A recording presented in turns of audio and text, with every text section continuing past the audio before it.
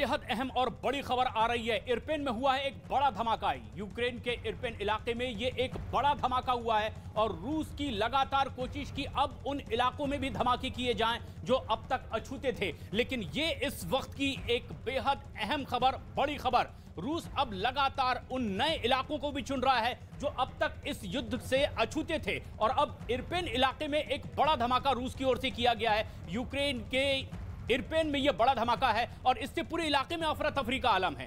दरअसल ये वो कुछ ऐसे इलाके थे जहां तक अभी रूस नहीं पहुंच पा रहा था या फिर इस तरह के धमाकों से अछूता था, लेकिन अब इरपिन में एक बड़ा धमाका हुआ और उसकी वजह से इस पूरे इलाके में अफरा तफरी का आलम है। और इन तस्वीरों को देखकर अंदाजा लगाया जा सकता है कि वो इलाके जो अब तक इससे छूटे नजर आते थे, सिर्फ बॉर्डर वाले इलाकों में इस तरह के बड़े धमाके देखने मिले थे, लेकिन अब भीतर के कुछ और इलाकों में इसी तरह के धमाके और इरपिन उन्हीं में से एक है।